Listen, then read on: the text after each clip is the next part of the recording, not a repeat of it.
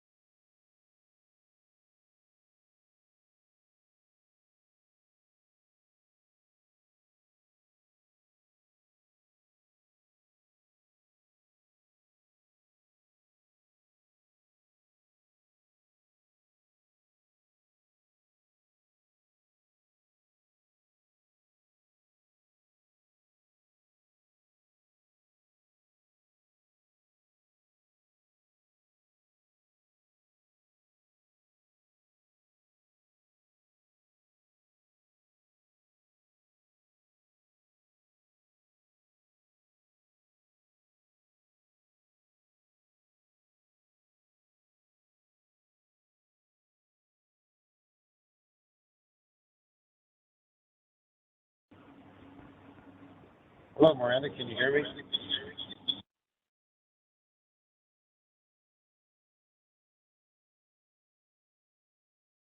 Hey, this isn't Miranda, but I hear you. Thanks.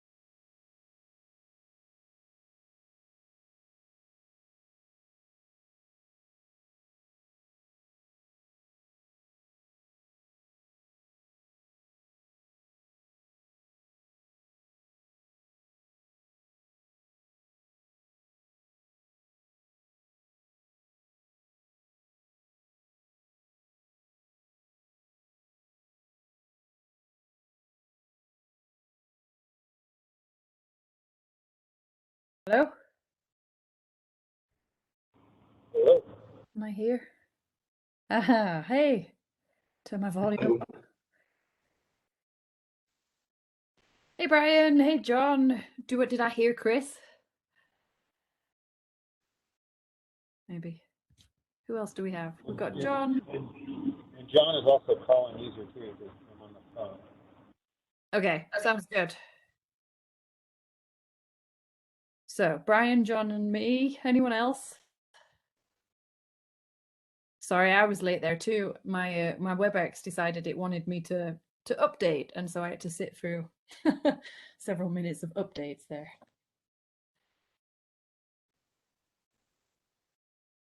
Yeah, we do have another call-in user. I'm not sure who that is. This is Sam Ovet. Sorry, I didn't Hey Sam. unmute there accidentally. Thanks. Good to see. Had to call in, couldn't join on video this evening. Well, thanks for joining. Yeah.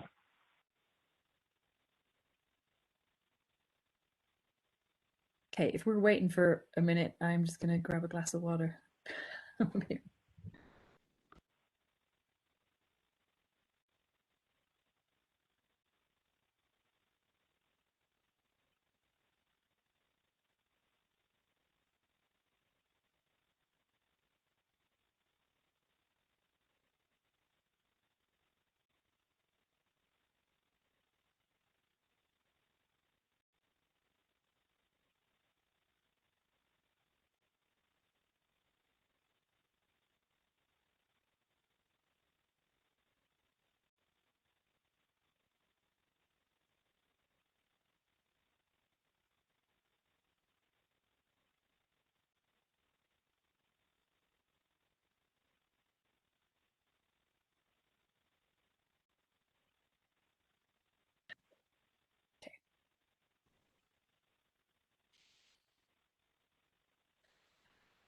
Hey Rick, I see you're there too. How are you? Are you staying with us in Netherlands? Oh, yeah. Excuse me. Yeah, I'm back to pretty much full time, just filling in where as needed. Yay. Fantastic. Well, it's pretty hot and dry out lately. Hoping for some rain soon. Yeah, looking at higher fire danger middle of the week coming up here. So Yeah, we're watching out for that. Yeah, it feels really dry. And then the other night with that wind, the wind picking up, it was never a reminder. Yep.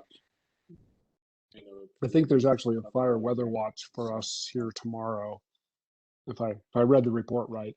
So another warm, dry, breezy day. Breezy, yeah. Last week, and they say give it a week or a month before, or do it before, at least a month. Yeah, I heard maybe snow next week, so that will help the leaves too. And you're with us, Miranda, tonight. Do you know if we've got anyone from Public Works with us? Sorry, you're probably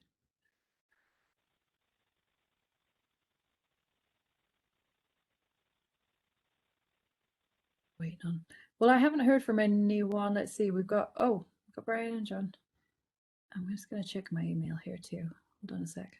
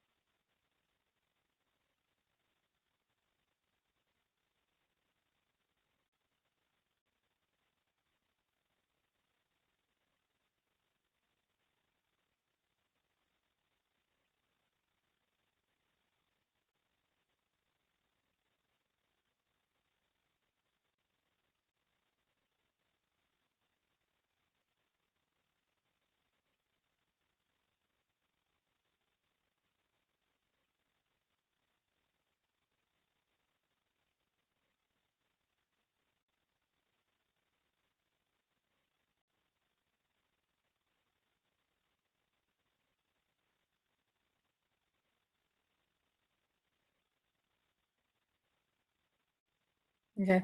So I haven't heard from anyone else about not being able to attend. So and I know Atashna was hoping to be able to attend. But what are your feelings right now? We don't have quorum. How long do you think we should hold on?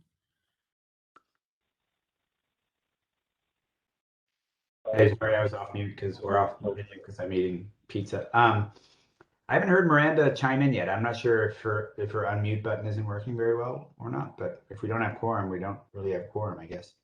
No, we don't. I mean, I kind of think 10 past. Does that sound a reasonable thing? Otherwise, we'll have to reschedule. I know Atashna is not feeling great tonight, and she did request too that we would postpone the bylaws discussion. Hey, Jesse, it's Miranda. Sorry, I'm having to do two things at one time. So I sent you and Eric a text that I wouldn't be able to like officially be on until 7:30 probably. But I heard you, I can hear you talking in my ear. So Atasha's trying to get on, but I also can't get her on because I started this meeting on my phone. Okay, no, it looks like Eric has just joined us too. So that would be. So I mean, I'm not sure how you want to handle Atashna though, because I don't have a way of getting her on like three-way call like I normally would. Chris until probably about 7:30. So you just patch her in on a phone call normally? Yeah, normally I just three-way call her in. So if you're on the phone, who is that? Is that John? Yeah, Are you on the phone? This is John. You can send me a phone number. And yeah, if I can send you a phone number and you can just three-way call her in, that's how I normally do Chris Perret. And then Jesse, if you wanted to talk about other items, things that don't necessarily involve me, and then I can always go back and listen to the recording. But yeah, that'll be fine. I don't think we've got any specific questions for you. I didn't think you did, and so I'm just trying to wrap up something urgent, and then I will join you for reels in about 20. Okay, yeah. Okay, and then I will, John, I don't want to send her phone number in the message because then it would be made public. And I'm not sure I have maybe I do. Does your number start with a, nope, that's not you. Do you will you text me? Will you text me? My information's public. My cell phone number is public. So I'm going to put it in the chat. And then if you'll just text me, I'll send you Atashna's number. Okay. Thank you. There's my cell phone. And then I will be with you all shortly. Great. Yeah, my phone is somewhere in the blue beyond. That's fun. Okay. So John, let me know. Did you get can you see the chat? Did you get that? Oh, you're called in. Oh, right. John, are you there?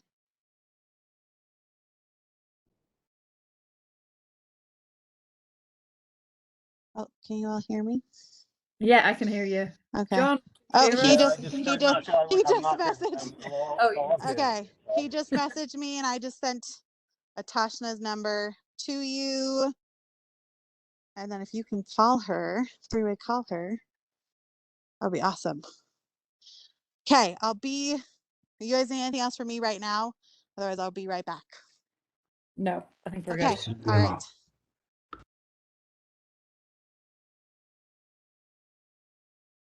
Okay, so we have quorum now.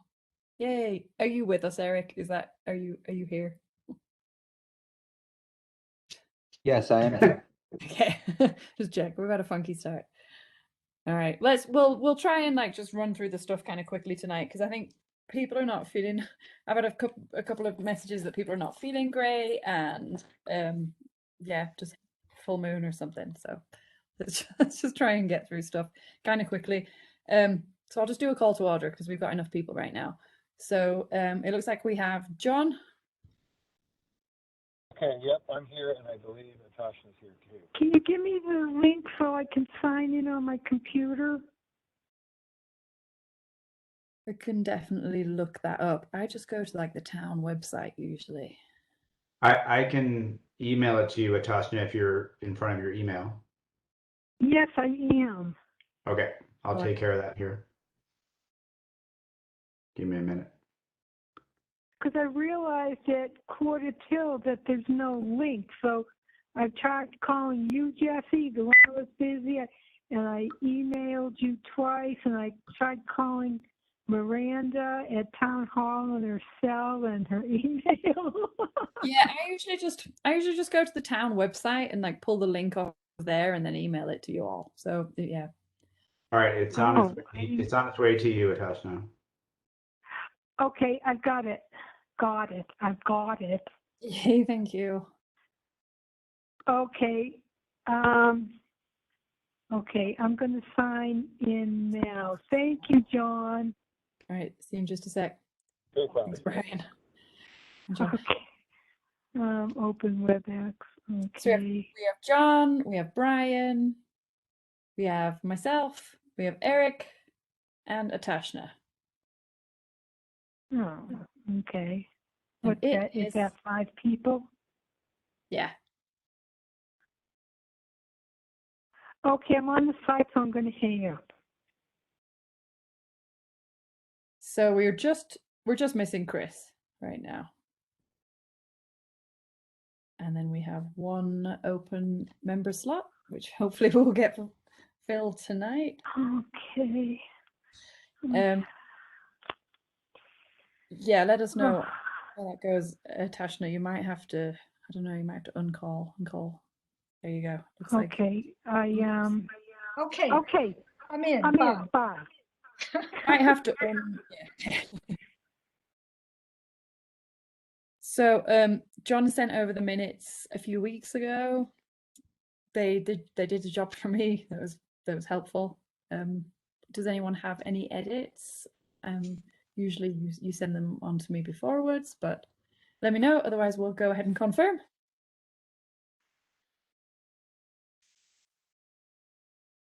Okay, I'll go ahead and approve the minutes from August. We have got some time for public comment. Looks like we just have Rick tonight, or maybe another call-in user, but please do speak up if you have some public comment. Otherwise, raise your hand at any point and we've got time to answer any questions during the meeting too.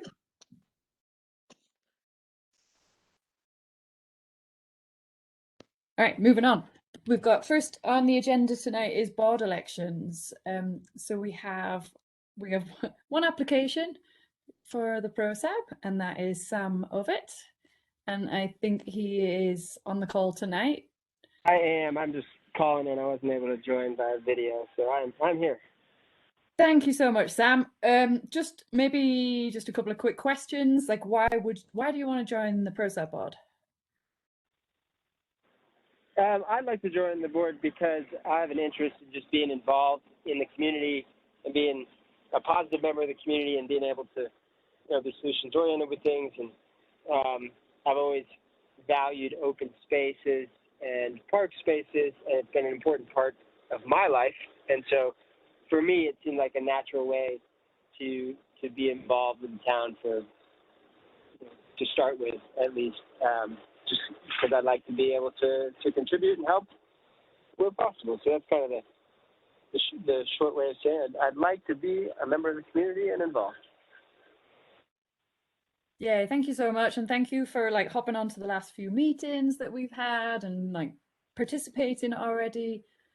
I guess I will just open up a vote and see if we would like to go ahead and say yes to Sam's application. Atashna? Yes. Brian? Yes. John? I'll second your nomination and approve. I say yes. All right, Eric? We're good. Yes. Awesome. Sam, welcome. The next step is it does go before the BOT. It's usually just kind of a procedural thing at that point. There's nothing else. So thank you so much. Yeah, you are very welcome, and we really appreciate you hopping in here and volunteering with us. Thank you. Thank you. I'm looking forward to being helpful. And Miranda sent me the link to the BOT, and so I'm going to be available. They can ask me any questions they'd like as well on Tuesday. Yeah, I doubt there will. You might even just be in the consent agenda that's just kind of waved through. It's perfect. Unanimous. Whichever it is. Thank you all, and I am looking forward to being a part of it. It means a lot to be able to be involved with the community. Yay, thanks, Sam. Very cool. All right, so unless there's any other kind of an opposing opinion here, we have had input from some board members that they would appreciate if we could move our bylaw discussion to next month, which I would be fine. I would be fine with. I think it kind of does. It would do us justice to do our due diligence on this. Make sure we kind of just do have word for word. Okay. We have a pretty weighty agenda as always tonight. So it really is. It's really up to you guys. Like, what? Let me know how you feel about that. What do you think, Tashna? Yeah, I think that's a good idea, given our weighty agenda. And I'm taking notes, so. Yeah, thank you so much for all the notes you sent. You sent some really good edits, and I've started looking over them, and they're good. But I think we do need to just take our time and look, because it's so concise. We need to just make sure every word and sentence is pretty well thought out. But if anyone has any like comments specifically on it tonight, or they really want to look at it, look over it now, we can totally do that. I second it and agree.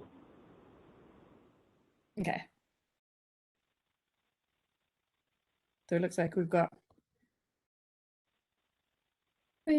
two people that are okay with us moving it to next month for a review. That sounds good. We'll table that. Speak now. Forever hold your peace. Okay. Let's keep cracking on. So we have the request from it was a request from the Public Works and Police Department to just kind of to look at town codes and to look at the park and public land rules and some of the best practices.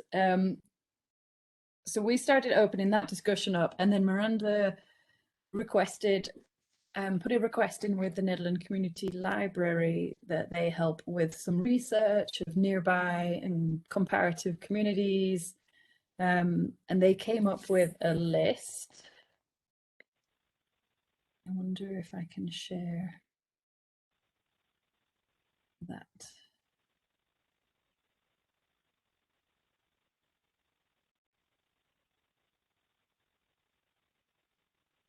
Okay.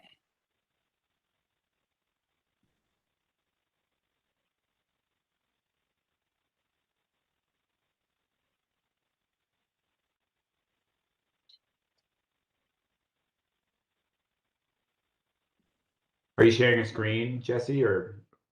Yeah, sorry, I'm just trying to find the some of the edits that we were sent. Okay, no worries. I think that, of course, the dial-in people will have trouble seeing that if you do share a screen.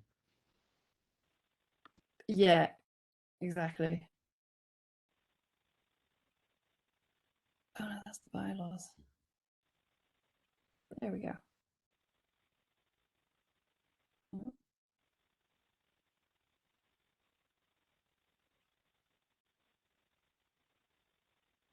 So we got a few different revisions for rules and best practices.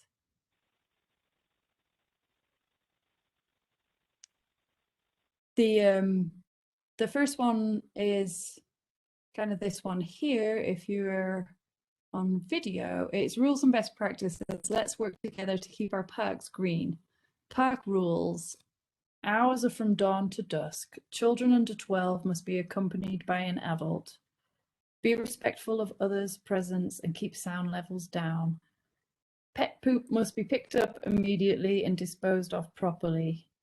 Camping tent stakes must be no more than 0.25. This is your edited draft, isn't it, Tashna? Maybe I should send one with Yes. with your The pool. I had contacted the Parks and Rec directors of Lions and Telluride and Steamboat. because they have, they have a lot of large festivals, and I'm sure they have, our concerns are equal to theirs, just on a much smaller scale. And that's where I came up with the tent stakes measurements.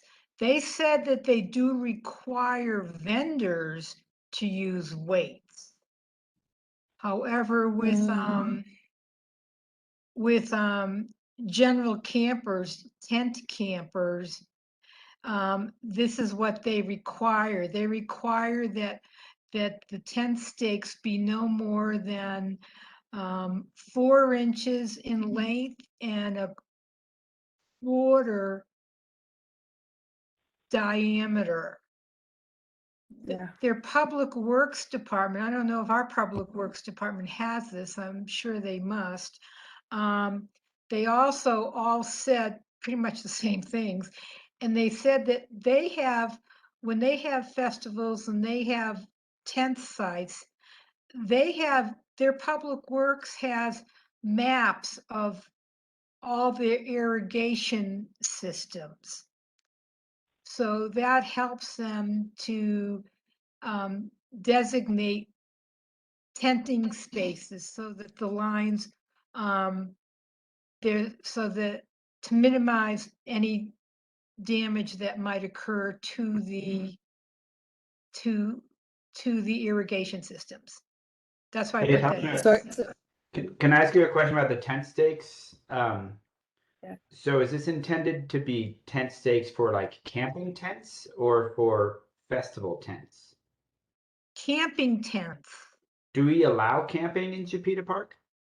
During NetFest in past years, towns started allowing a certain number of but that tent it was camping. specially, yeah, it was like a specially permitted thing just for the event. Yes. So otherwise they have, the suggestion was just to have tents must be held in place with weights, no stakes. I guess that could be a place too to put an exception, except during special event with, see event guidelines or something like Well, I that. gather from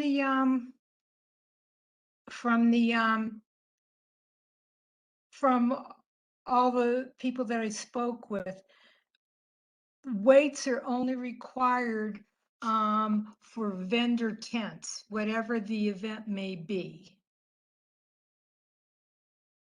Right. And the stakes are reserved for public camping during special events. Some of the things on this list are things that I think I had sent you an email, Jesse, that are more that we need to discuss the I don't know, For events. Yes, permitting maybe that should just be put into issues. Because some like of the these there things should be just don't really need to be in and here. They need to be in the permitting yeah, thing. special events. Yeah. Yeah, I get that. So the tent stakes would be one of the things Yes. that we would put. Okay. Great. And this is just a discussion tonight too. We're not voting on any of this stuff. So please do weigh in if you just have any thoughts. Could Yeah, you bring the other copy back, because it's a clean copy that includes all of this stuff, but it does have all of these things. The wording is just more concise. Yes, this has all the everything that was in the other drafts, and this one has. What I did was I went through the suggestions from the library and the basic one that was initially submitted, I imagine, by, I don't know who, the police department or public works. And they were all very, very similar. So what I did was I brought them into one draft, and I made it more concise and positive. I'm sure everybody here has been into, let's say, B and F as an example, okay? It's a known fact that people only will read 5 bullet points before they tune out. And even with those 5 bullet points, if they're wordy, they don't remember more than 2 of them. So one of the things I did here was I took out the whole list of 12 no's. No, you can't do this. No, you can't do this. No, you can't do this. And I made everything more concise and positive. But this is a culmination of all the drafts that were sent in from other sources.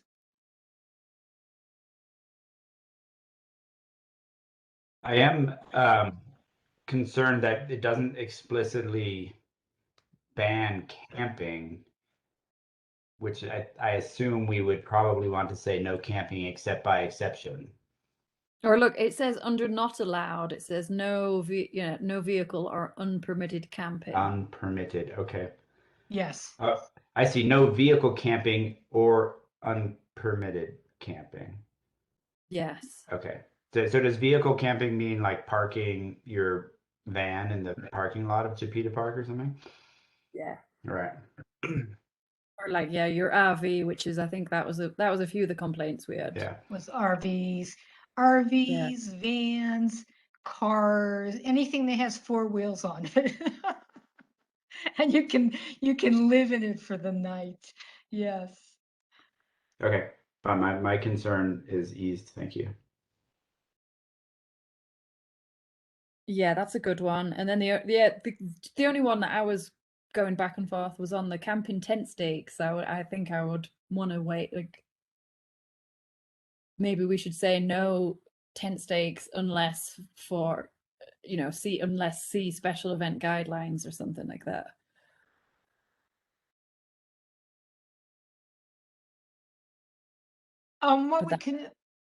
What we might do is just move it under not allowed.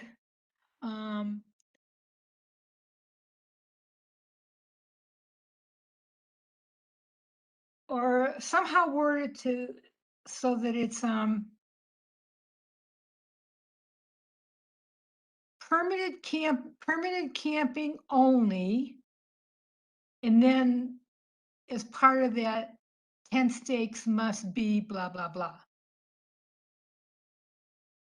Yeah, and then check in, because I'm not even sure what Nikki's like. What it would be really good to check in with Nikki or Chris on that, like what their thoughts about the tent stakes.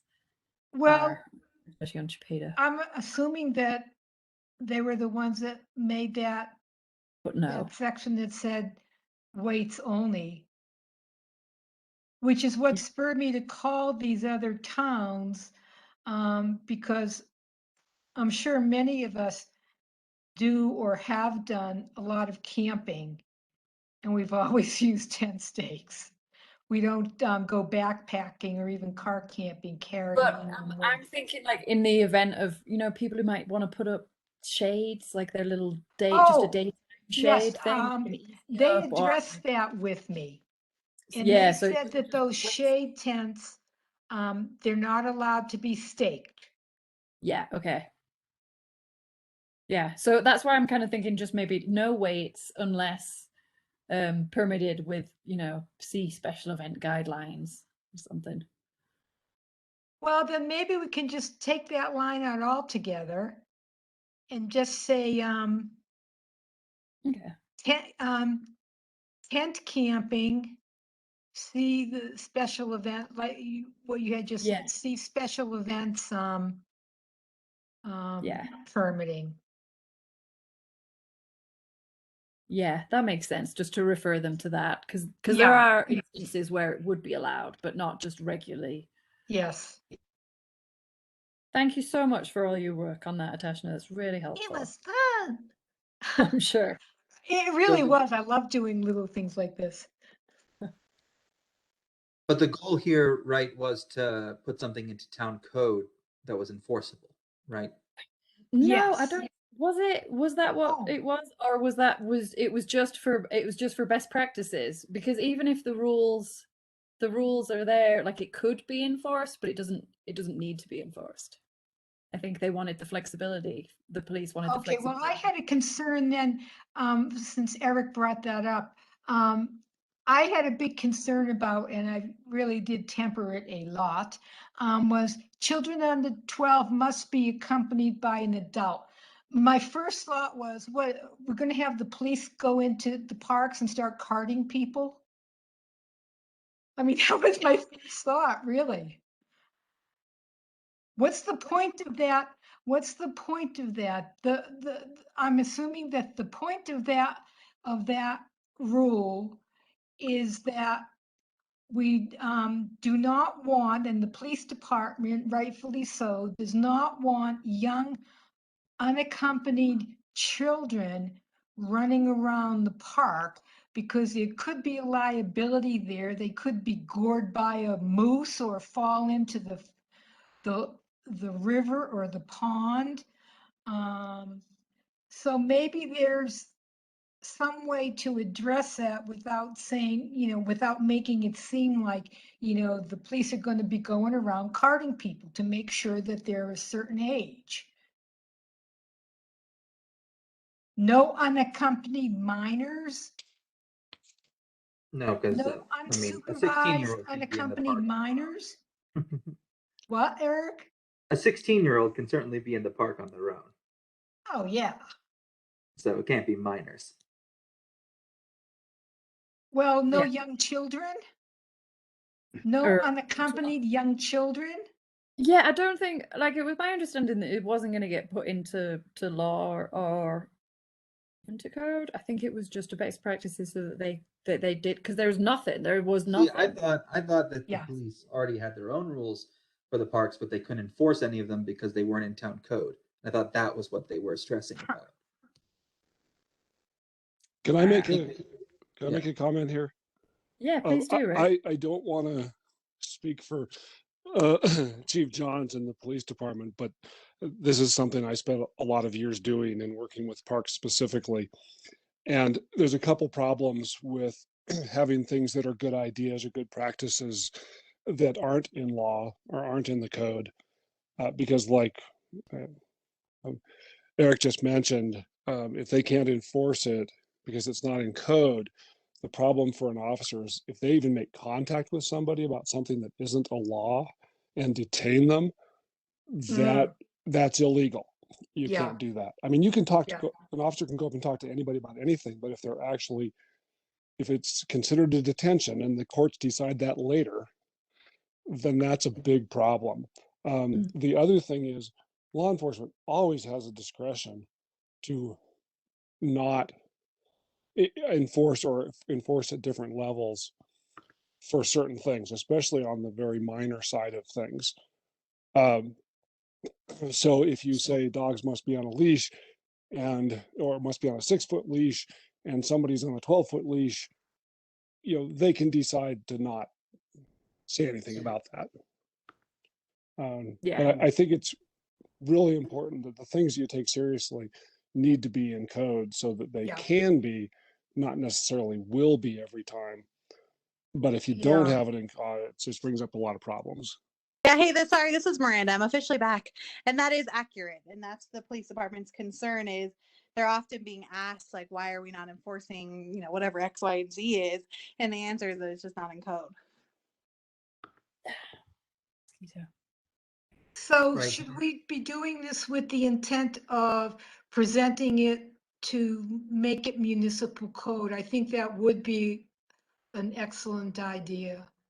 So I think, yes, you'd want to bring it to the board, assuming Eric agrees, you'll want to bring it to the board in whatever state it's maybe in now. And if they agree, then of course we would involve Attorney Madsen to codify it in an ordinance. Right. Right. And in that sense, I think that the exact wording of this list of rules is not as important as making sure that we just get the right meaning of each. And, Okay.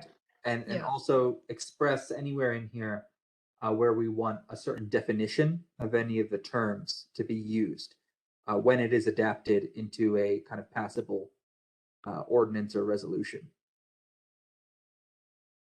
So that means that if we have a definition of camping that we'd like to use, then we need to kind of articulate what that definition of camping What that is, okay. right, rather than just saying no camping, because the definition of camping is pretty broad. And then I mean, I do think that I would be looking to the Boulder County open space rules and regs. I don't know if you guys reviewed those at all. Yeah, There was a link to them, but their resolution at the county level, I think that we can adopt actually quite a bit of their language, and a lot of it makes a lot of sense, and that would keep it consistent with the recreational areas that are around town, because those are all county spots. And so that way town will really just be consistent with the county regs for the most part. We just nix the stuff that we don't want to address. Eric, I understand what you're saying, and I did read the links, and I was somewhat offended by them.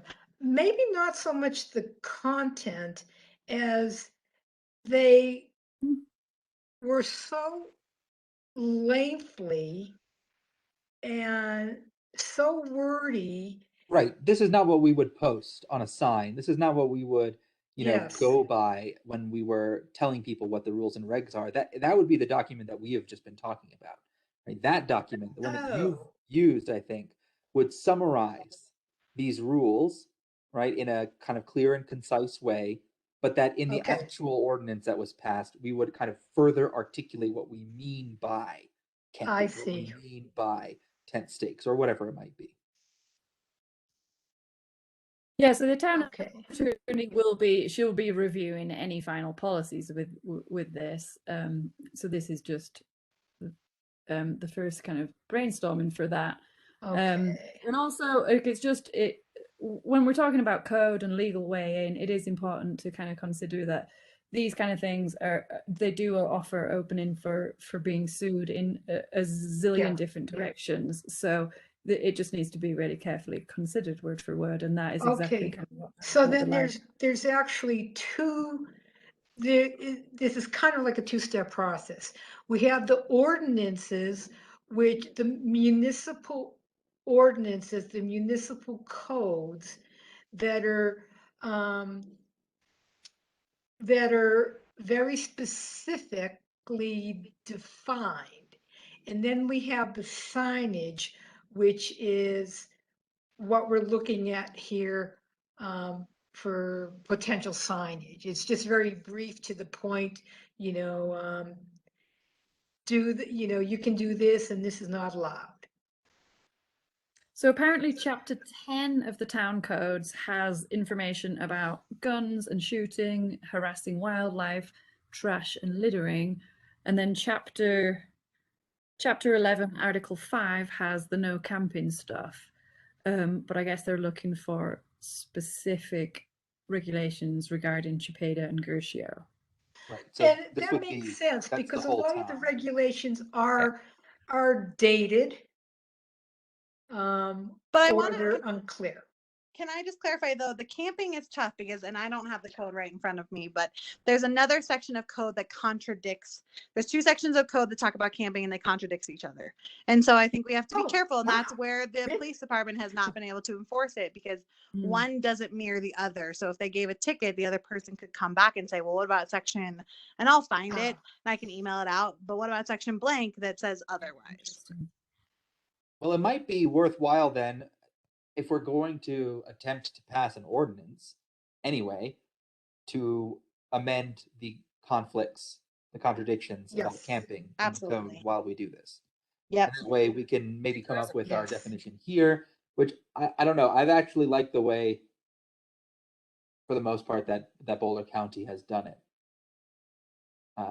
In the sense that they've not just said camping is banned, they've said camping must be done within these parameters. If you don't meet those parameters, then you can't camp. So it's not a camping ban, but rather sort of here's the process for how you camp here. And this is the county, not the city. Okay, I would just suggest though, within what you've said, Eric, that we simplify the language so that it doesn't matter if you're a 16-year-old or a 60-year-old, your comprehension level would hopefully come within that range of understanding. Yeah, and I also think that it's good to start with that level of understanding as well, because then you can craft code that effectively covers the intention of the simplified language. Yes. If that makes sense. So we're starting, I think, in the right place. We're starting with what people will actually be reading, Mhm. and then we can craft code that addresses covering the intention of that in a legally coherent way. Okay.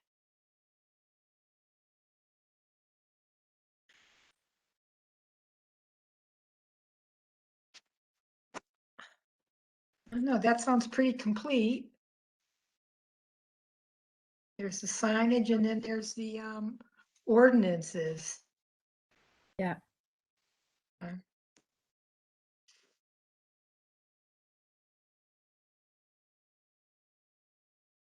Okay, so what would be the next steps that we need to do? Well, I think as far as the signage goes, that's, we've got that covered for the most part. I think what we need to do now is look at the pertinent ordinances and then go through them, identify where the conflicts are, and Yeah. put together municipal ordinances for the parks. Use look at review the ordinances that we currently have, and then Yeah, we need to work from there with codifying them and wording them. Yeah, that would be Does that great. cover it? That makes sense. Yeah, we just need to locate the conflicting codes. Yeah. Well, can we, maybe not for discussion, but can we come back to ProSab just after doing maybe just a little cleanup on the simplified list, in the sense that I just want to make sure the language is consistent between things like it is unlawful and do not, like just simple kind of grammatical things. We're mixing the sort of strategies. I just want to, I don't mind doing it, like going through and just making each bullet point, like kind of consistently stated, so that we can turn that into a coherent ordinance. And then it'd be Okay, nice but I think right now what's happening is we're all looking at different lists. right. So So if we could just combine it into one and then kind of vote to recommend that those be the rules of the parks as ProSab, I think then at the BOT level and with the attorney, the ordinances can be drafted to match those. okay, so Jesse, could you bring up the clean draft that I submitted, because that's what you're talking about, Eric. Bring up the clean draft. Yeah, I think so. And we'll just go through that line by line. May I chime in? This is Sam Ovet. I just got something I'd like to offer for consideration in this thought process. Yeah, please do. One of the unique opportunities I've had is to work with Leave No Trace and work with a lot of national parks and local parks on, issues around how do we get people to comply with these things that we want. And it's challenging, right? Like it can be a challenge. And one of the thought processes and the approach is to look at each one and explain. Obviously, there's a concise nature that's helpful, but explain why, so people understand this idea of like, here's why we have this rule, and it's to protect the health of the park and the resource that is the park. If it's a rule that makes sense for that, like children under 12, not at the park, unaccompanied, it doesn't really have like an impact on nature one way or the other. Yeah. Per se. It's just it seems more of a societal thing that we're choosing to put in there and think about. But the aspect of looking at these and thinking, why is each one here and what does it do for the park? And like, so tent stakes, here's why. And it helps with compliance is what leave no trace is found, and then when people change up their rules in terms of the language of them, it helps with compliance, which is one of the big challenges with these things typically. Sam, I think that's a good idea, and I think I can envision it now, though, the way that it's listed, that it could be the rules, sort of in bold, and then the reason why in italics underneath it, so you can just kind of skip it visually. You don't feel like Yeah, because that's helpful from Yeah. a concise standpoint, because otherwise it's really, it could be quite wordy. And each scenario is different. So this one's like, here's just the park rules. And then if you want to know why we have these rules, then there's a little description for those who are interested. And it's not going to stop everybody from breaking the rules, but it'll stop the person who goes, oh, I didn't realize that was there because it helps protect the park. I just thought it was something that the town didn't want it and people didn't want it. It's like, this is for the health of the park. Yeah, that's an excellent, what you said, Sam. Yeah, it's excellent because I know, like, unconsciously, that's what most people probably do. Well, I'd be willing to like go through all of them and just do the parentheses thing of the whys. Thank you. And if you want me to take a look at that with you, I'm happy to as well, just because I've had the benefit of looking at more than I've realized that ever would. And so I'm happy to put some eyes on that as well. And I'm guilty of, I feel like growing up, I was the person who was like, why isn't there this rule? It seems like a dumb rule. And then, and then you go, oh, I didn't know why there was that rule. Now I know why. And I'm more like I find that I am much more happy to comply versus begrudgingly comply with the rule. Yeah. Okay, so Sam, let's arrange some time, that's good for both of us to just get together on Absolutely. on the computer or something and go through this. How's that sound? That sounds great. Does email work? Is that good for you, or what's the best? Yeah, email's good. Okay. Yeah, I'll send you an email, Okay. and we'll coordinate something. Can we rent? So Miranda, can we then kind of take a cleaned up version of this and ask the BOT if they would like to direct town staff to draft ordinances that accomplish these rules and regs? And Yeah. bring it- And I'd like to bring a PD on at your next ProSab meeting, though, since you'll be Right. reviewing this, just so everyone's on the same page. But yes, that would be the next step, is to direct us to draft the ordinance. Right, and then I would just like to do that with the intention that the final kind of ordinance language, or at least maybe just the initial ordinance language, come back to ProSap for a vote before, going into an action item at the BOT level. Agree, But and where's I the think attorney we'll have to come do a in with couple this? reads too. Right. I just want to make Okay, sure it gets on the so, ProSap agenda specifically. Okay. Okay, and at what point does the attorney come in on this?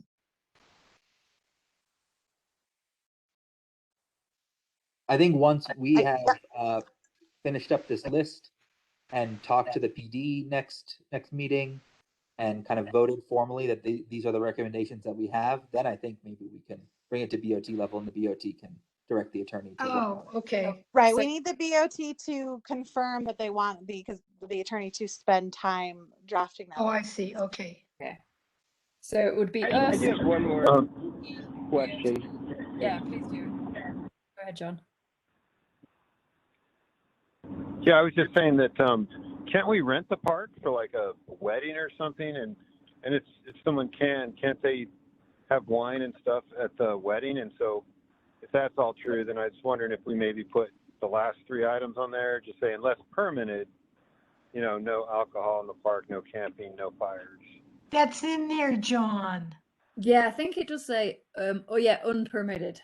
No where one. it says drugs, no, not allowed drugs or unpermitted alcohol in the park at any time. Permitted would be fine. Well, same with the camping thing too. I mean, like those last 3 is kind of unless it's permitted, it seems like. Yeah. Yeah, that's what she's got. We've got vehicle, no vehicle or unpermitted camping, no drugs or unpermitted alcohol. Okay, and move the tent one down to be Yeah, no stakes or unpermitted tent camping. Natasha, I think one of your intentions was to be less negative. Yes. That's something you could consider as you rephrase these. Instead of saying no unpermitted camping, which has two negatives in it, you could say camping by permit only, or Oh, that's good, alcohol yes. by permit only. Okay. Okay. I like it, Brian. Nice. Yeah, that's good. I think we're looking at a different list though, because I got rid of all those no's and I just made a heading of not Yeah, allowed. it just says not allowed. But Not allowed. that's good It to is, reword that. Yes. Camping by permit only. What about alcohol? I mean, what about drugs and alcohol by permit only? Or should I separate those? Or say, well, okay, I mean, in all seriousness, really, because, we're It just a refers to it like special weed-friendly events. town. So. How would I reword that, or should I separate them out? I mean, I probably would be more specific and say no recreational drug use, and then separate it to no unpermitted alcohol. Okay. Or the better version of that Brian mentioned, which I already can't remember. But the better alcohol by better permit only. right. Okay, but how do we deal with the drugs? Because I mean, we're a marijuana friendly environment. But I mean, one general question about that, and anyone can correct me if I'm wrong. I think in general, the marijuana consumption laws in the state of Colorado say that you can't consume them in public. So I don't even know if we need to mention that in our park rules, because it's just covered by the blanket state regulations. Huh. But yeah, no recreational drug use would cover it. Yeah. Right, because there are legal drugs that you can take recreationally that aren't marijuana as well. And so just saying no recreational drug use, I think makes sense. Yeah. So how would you phrase that? Recreational drugs not permitted in public? Recreational drug use by permit only? No, I don't think so. I think just no recreational drug use is good enough. Okay. It sounds very progressive the other way. Yeah. I do have one question, and I apologize because I'm calling it, and I did look over earlier, but is the under 12s on there as one of the recommendations currently? It is. That one seems a bit. I'm just curious where that comes from, and I know it's sounds like maybe considered to be a best practice, but like if you're under 12 and maybe you're a child that lives nearby and you want to go over to the park, it just seems a bit silly to me. And I think I'm that happy to came look from into the it more. library. I think that came from the library, and I would recommend changing it to move that to best practices. No unaccompanied children. Somehow phrase it as, but that you can't. Unaccompanied children are allowed. Can you codify definitions of a child that then it. I guess the question is, what's the why behind that one? I'll ask it in that Liability. way. Well, to me, it's not liability. To me, it's child safety. I mean, there are laws though. Yeah, I mean, that's the thing. It's like if you left your child at the park, I don't think that's legal anyway. Is it? Okay. Is that something that's covered without needing to even put it in there or deal with it? It just seems a bit. I don't know. I don't really love that one quite a bit because I feel like I know a lot of younger children who could easily go over and play at the park and come back and be fine. Yeah, you don't want to be arresting a 10 or 11-year-old from walking across the street and going to the park. Yeah. This one is, I think, Yeah, judging from some recent Nedheads posts that are related to this, it's a super thorny issue. I think there's some people who prescribe to like free-range parenting philosophies, and then there's some people who just don't. Free-range parenting. And Yeah. perhaps if we're writing this to propose best practices as opposed to actual laws that are going on the books, we could phrase this one in such a way that that we recommend no unaccompanied children. That is not like something that we're going to enforce. Yeah, I like that a bit better, that thought process. So just the enforcement of, the 12 is it's a number. It doesn't necessarily represent the maturity of the child in any way. There's some certain things that are clear there, but I like that thought process a bit better. Yes. If I'm just adding my 2 cents there, and I'll leave it at that. I'm not sure. And I don't in have that, a lot of I think robust thought around it. we should Yeah, be I'm very glad you clear brought on that up. I'm glad you brought what that up. we are putting in here as, I think whatever we put in here as a rule needs to be something that's written in town code, and anything we put as a best practice should probably be left out of town code. Yeah. That's too nebulous, I think. It really is not a legally enforceable issue that you be respectful of others. Right. Really hard to enforce. Exactly. So that's going to have to be a best practices. Yeah. It's like park values, Yeah. I like the sound of that better than saying rules. Park values.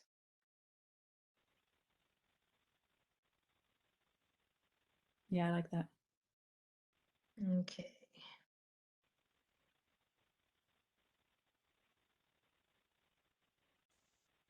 So the 2 park rules so far that we've kind of got at the top, pet poop must be picked up, disposed of. That seems like an enforceable thing. If you caught somebody at that could be enforceable. And the why is super easily explainable there for the water and everything like that. Yeah. And then camping tent snakes, we were gonna say that, refer to special event practices. Yes. So yeah, pet poop is the main one there. Yeah. Looks like, and then there's a few, several things that are not allowed.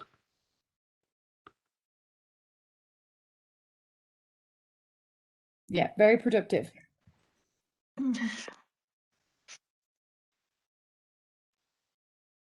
All right, thank you, folks. That sounds really good. Like I feel like we've got a lot to work on for our next meeting there. So let's just take a little closer look at that if we've got some time over the next few weeks, and think about just digging up some of those older codes and identifying some of the conflicts, if we could get our hands on some of those, and maybe cleaning up some of the language, and then we can send a cleanup version and start helping to direct some basic ordinances for park rules. I think we've got a good start on that. Yes. And bringing in the marshal's office, I think will really help to it sounds give us like a rounded it's perspective. So it sounds like we will review it at our next meeting. We will get feedback from the PD. We will send our reviews to the BOT.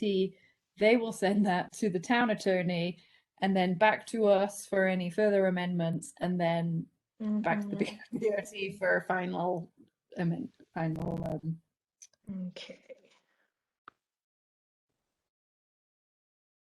There we go.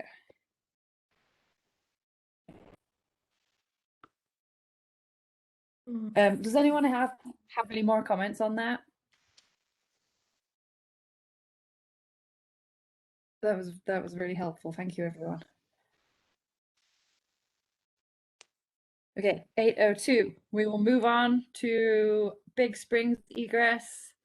I just put that on the agenda. There's not really much of an update. The mayor has been in contact with the Egress subcommittee, Eric and Tanya and myself. The funding is delayed. He is in contact with one of the homeowners from the driveway there that is in potential potential conversations with opening up for the ridgeline egress there. So I apologize to John too, because I know you were like waiting to weigh in on the last BOT meeting, and then we ended up not discussing it. So I will ask Eric, I guess, do you have some updates? Do you have some more like clarifying comments? I on have this? some I feel updates. like, Which do you have some updates? Thank you. Eric, so the update is that given the infrastructure bill and some other competing priorities, it's unlikely that we will receive any sort of funding for the Big Springs Egress from Congressman Nagoose, at least this year, and that we may not be revisiting. It's unlikely that we'll be able to revisit the possibility of them supporting us with funding until potentially April of next year. Yeah, So and I heard this had to do with like it's not only kind of just the funding issues in the state, but it's got to do with kind of Afghanistan and some like delays that have happened in like a federal level. So I think their funding stream is something that we definitely need to consider, and that it may not happen the way we hope. And now we're back to the drawing board of securing probably grant funding to make it happen. Okay.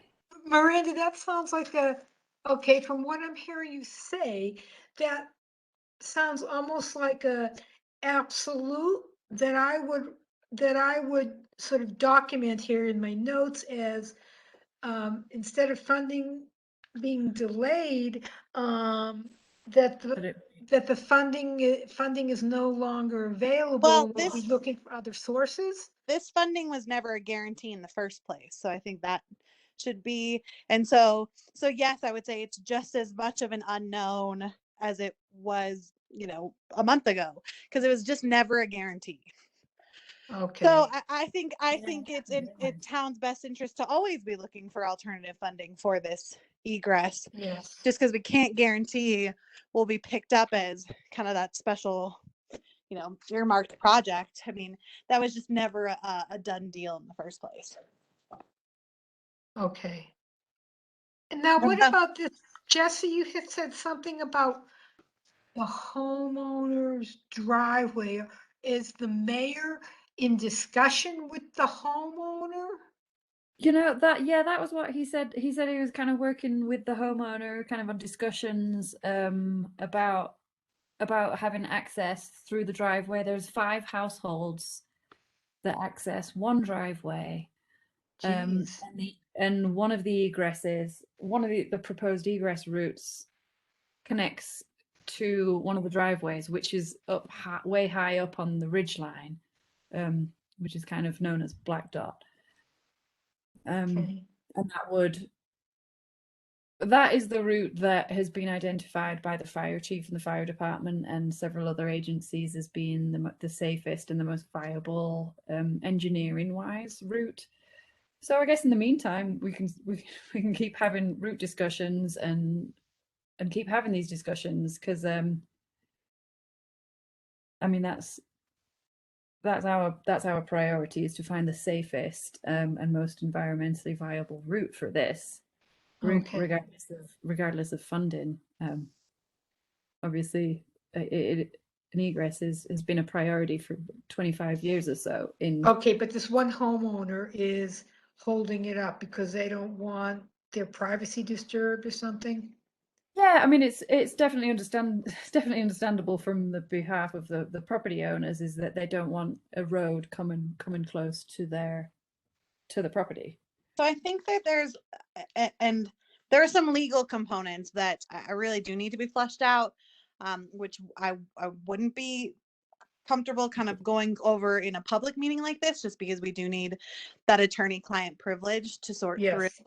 And so I guess I just don't want to get too far ahead of ourselves when I think there are some unknown, not necessarily unknown, some factors that our attorney is currently looking into.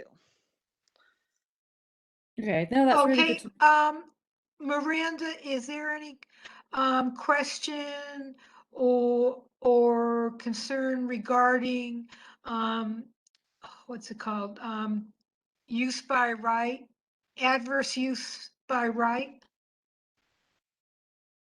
I mean, I really, in acknowledging attorney-client privilege, I need to, really be Okay. mindful of what's shared right now. And because there is Okay. some legal complexities to this driveway component, that obviously need to come before the Board of Trustees and be discussed in an executive session likely. I'm not really, I'm not sure that I want to share more, just because there are pieces the board needs to become purview to. Okay.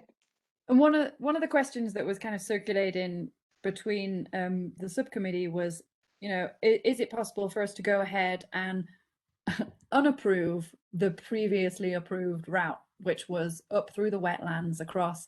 It would involve about 7 culverts over a Springs Creek, and the engineering was wildly complicated, and Colorado Parks and Wildlife and the fire department suggested that this location could possibly become a fire tunnel and a cause kind of a huge updraft of a fire tornado kind of during this, and that's kind of not what we would want as an egress out of a community safety wise.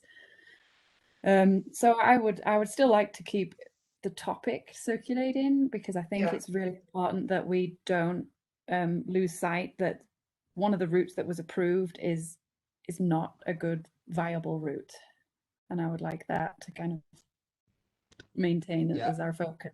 Well, I think Prozac has already voted on that as a formal kind of recommendation, and in that way, I think that the next steps are to, I would hope, really go through the egress subcommittee. That there can be a way over time that we can get to not unapproving of a route, but rather amending the route formally, but not when there is sensitive funding in the balance necessarily, but rather when there's indication that funding can be gotten, or if we start to apply, for instance, to another grant. I would not want to apply to another grant until we had a formally amended route, because we would need to be applying for the grant with the route we actually intend to build. So it just makes sense. So even though our funding is not 100% right now, we should still be working on amending the route. Or at least finding ways that we can do that. I think we need to have the same level of diligence done, in the sense that we need sort of those engineering drawings, and we need this kind of very formally prescribed sort of our best attempt at an amended route that hits every point. And I don't think we can just draw a line on a map and say this one instead of that one. I think we need to go through the same kind of process that was gone through before. Rick, if you're still there, do you know who might be our contact? Because Chief Durr was on the egress committee with us, and I was just kind of interested in who might be stepping up to kind of join or hopefully someone on the fire department will be stepping up to kind of join us on our committee. I think by default it will probably be me. Okay. I can't say that for sure. We're literally running at half staff right now. So there's a lot of things that we don't have time for, and I'm not sure if this is going to be one of those or not. But I will find out, and I will let you know. Thank you very much, Rick. We appreciate that. Yeah. Sure.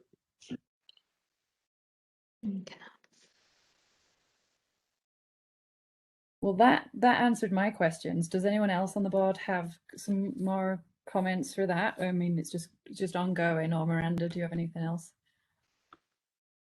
I mean, obviously, I do just some reassurance that, of course, as we sort out these legal components and it becomes more public information, you'll be one of the first to be reported to. And so I know my responses are very cryptic, and I don't mean it as such.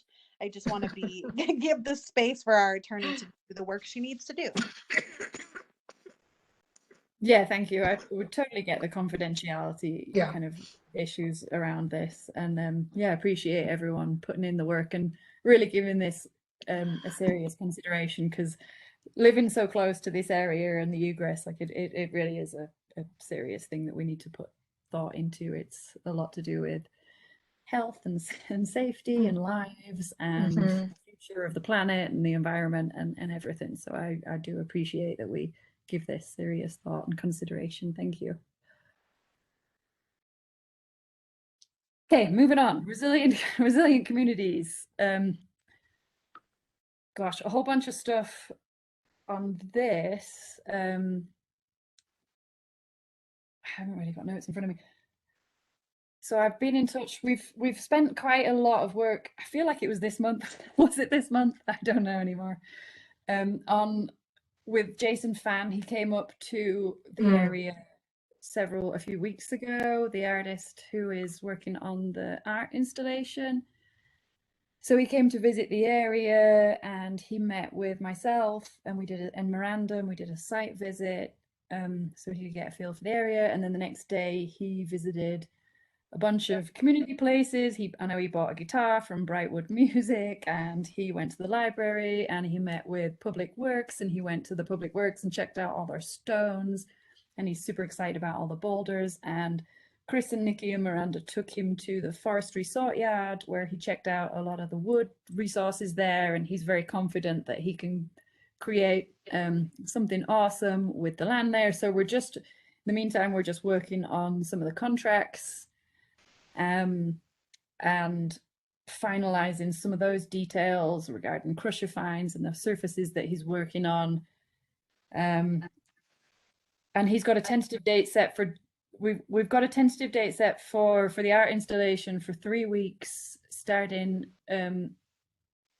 beginning of June for 3 weeks, 2022. And that is when we would bring in some teams from Youth Corps, if we can find any other like youth volunteers or any teen groups that might want to get involved with construction.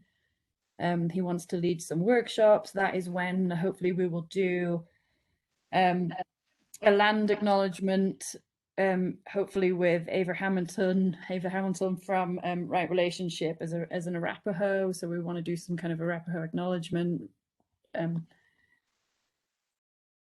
workshops, and he wants to do some drum workshops. And I think that is it for that. He's feeling pretty good on wood. Am I missing anything on that, Miranda? I think that is it. I think you've captured it all. I mean, we're just, on our end, just working through the paperwork side of things. My favorite, my job. So just getting a contract nailed down. But yeah, no, I think great. You covered it well. I'm excited for where we're going.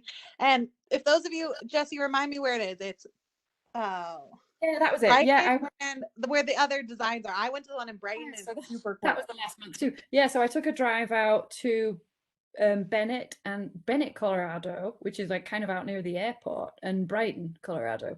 So he's just put a couple of installations out near there. The one in Bennett, they're both at Anythink libraries, they're called. So if you want to go check out a couple of amazing libraries in Colorado, they're both really amazing libraries, Brighton and Bennett. The Bennett one in particular is pretty awesome. It's got logs and kind of this overarching thing. I'll have to send you some of the pictures. So he really works with he wants to work with the materials that are there, like that are being either mitigated or fit into the environment somehow.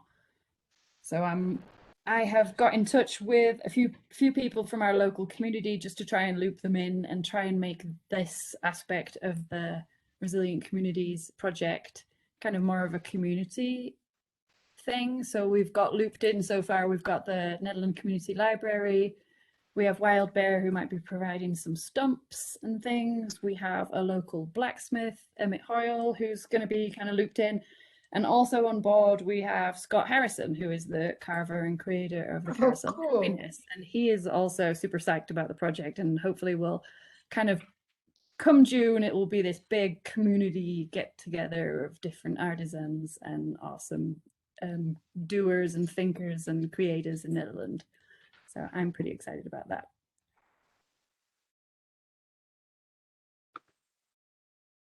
The only other updates I have on the Resilient Communities project, Barker Meadows, is some signage stuff. So we're working with ECOs on 2 interpretive signs, and that is, we've got one on history and one on water ecology. So kind of the historical one, I've got a bunch of information for, but I'm still sourcing information for the water ecology. So we've reached out to the Sustainability Advisory Board, and we're asking them to submit some of their comments for what we should include on land stewardship and water ecology for the park area. And the question, one of the questions too is, What was the second one? You said 2 signs, water ecology and land stewardship, and what was the second one? yeah, so the second one is like history. History, okay. And it's, so far we've got the bullet points of it being the history of Barker Meadows or Barker Reservoir, Hannah Barker, how the reservoir became, why we have the reservoir. So there's kind of that aspect to it, and then we also have a bullet point about history of why the Jeff Gershio ball field is called that, and the history behind the Gershio family, and some of the history behind festivals and events and music and mining and kind of the Native American history. So they've asked us to reduce the content for that. It was even just saying those bullet points that were like, that's too much information. So we're just working on whittling that down. But yeah, if anyone has any thoughts about content to go on these 2 interpretive signs, send them to me and I will send it to them. I'll just add it all into the packet and just send it over to them because they've got designers working on this stuff. Sounds like pretty big signs. They are pretty big. I'll have to check. They're about 24 inches by 36, I feel like. Or no, I feel like, yeah, maybe 20 inches by 36, around there. Okay, because you just mentioned 5 topics for the history. Yeah, so that one is, I mean, it's definitely going to be whittled down. But yeah, just the history of the reservoir, basically. Why it's got its names. And then water ecology. And then I guess one of the questions before, I don't have the site plan. One of the questions is kind of the location of the interpretive signs. I had assumed, I just had it in my head that one of the signs would go at the entrance of the park, which is I wonder if I can pull this up.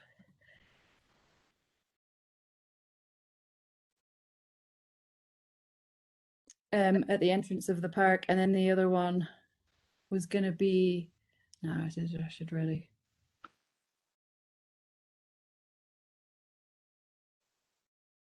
Do you think you could pull it up quicker than me, Miranda, the site plan? What's considered the legal entrance to the park? Oh, here it is. So kind of the, there we go. Where that road is, the Public Works Road? Yeah, the Teens Inc. Road. Teens Inc. Road, okay. So can you see this? Yeah. Okay, so what we've got on our site plan is for one sign to go here, which is kind of on the northeast corner of the wastewater treatment plant, and then another sign to go here on the southeast corner of the wastewater treatment plant. And I'm kind of open. For some reason, I had it in my head that we would have the historical sign here at the entrance to the park, and then the other sign over here. But I'd be totally fine with Well, what leaving. you're saying, I can't really see it on the map. I'm just trying to visualize it, Jesse. What you're saying seems to make a whole lot of sense. Having the history as you're entering the park, and then having the ecology and the stewardship closer to the wastewater plant and the reservoir and the stream and stuff. That seems like a logical flow. So I would just need all of your feedback on this because we voted on this site plan too. And I could go either way. Oh, so you see on this one it says interpretive sign here and here and here. Oh, I guess that's when we had 3 on the budget, and now we just have 2. Mm.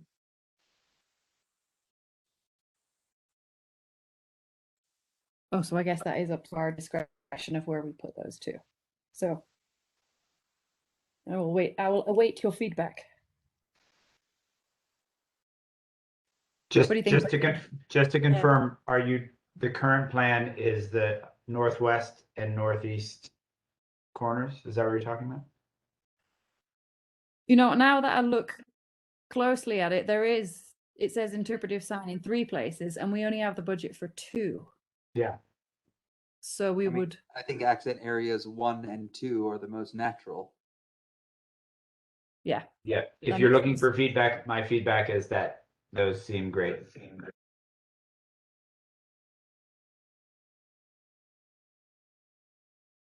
Okay. Oh, I see. Great. Sorry, John, you're not on visuals, are you either? So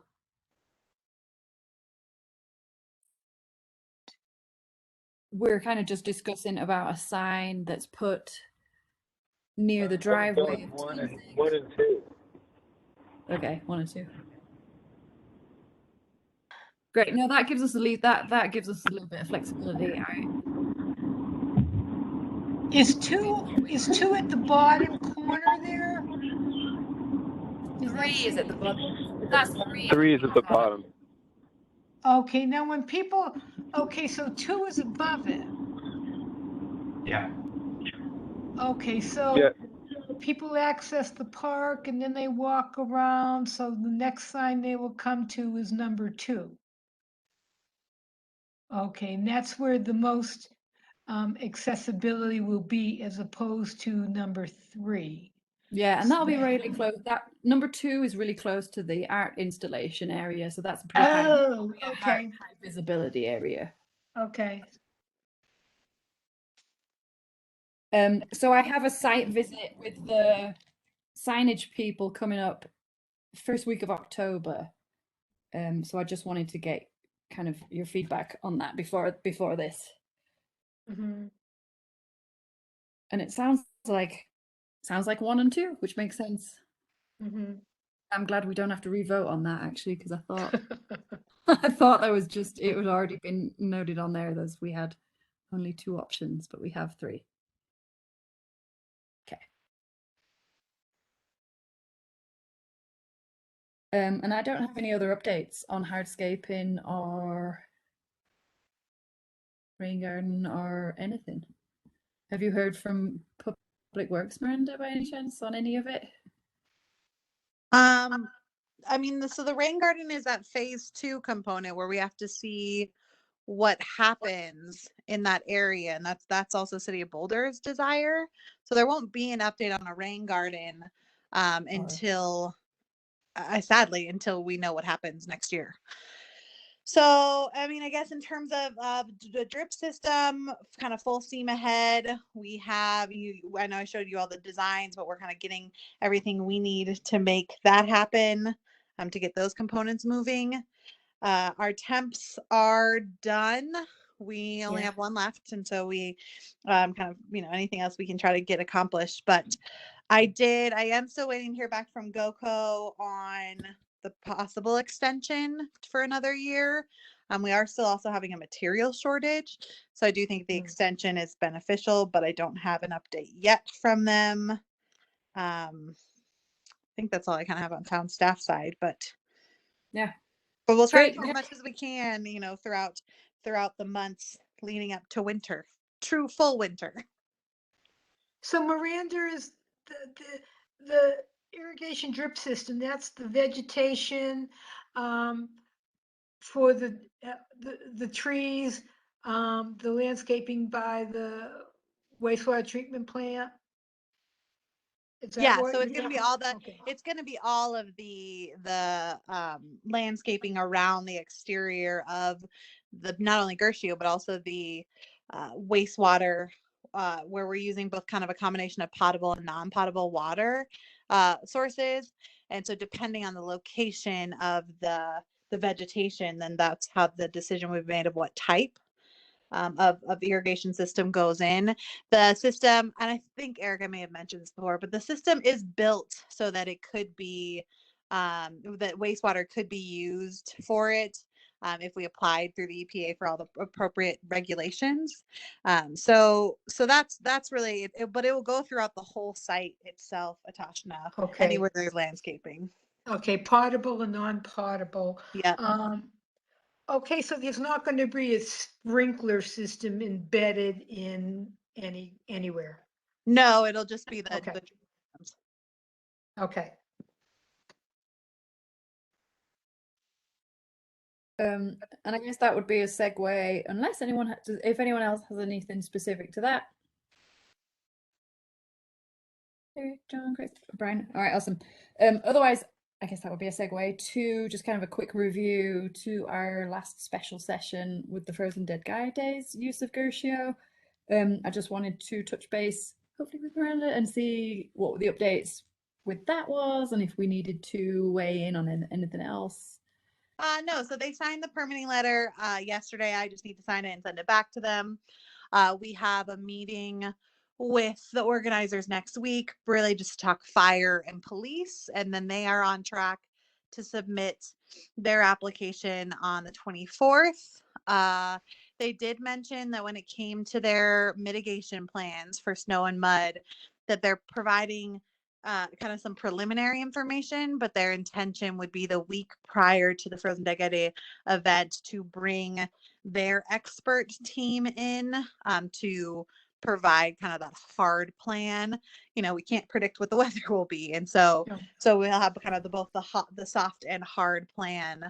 You know, I talk with Sarah probably every couple of days, Sarah Martin, and I think we're on the same page of how we want to move forward. And her continuous message to me is, you know, the people who are on Prozac in town and their team will come and go, but the field's going to be there forever. And so there is a strong desire and commitment to do right by this field. They're looking into like flooring. Could they put flooring down on top of the whole field, or some sort of other material? And so I've been pretty impressed with creative solutions. Of course, we'll see how those become executed when they submit their plan, but they're very open to kind of brainstorming and talking through options. And that's all I've ever wanted, is just for all parties to be open to envisioning how this could be a better, more successful event and have minimal impact on town. Well, minimal in the sense of the after impact, I guess. It'll have a huge impact for 72. Yeah, I mean, it does. It has a massive impact, but that's super exciting. You like minimal mitigation. Exactly. Thank you.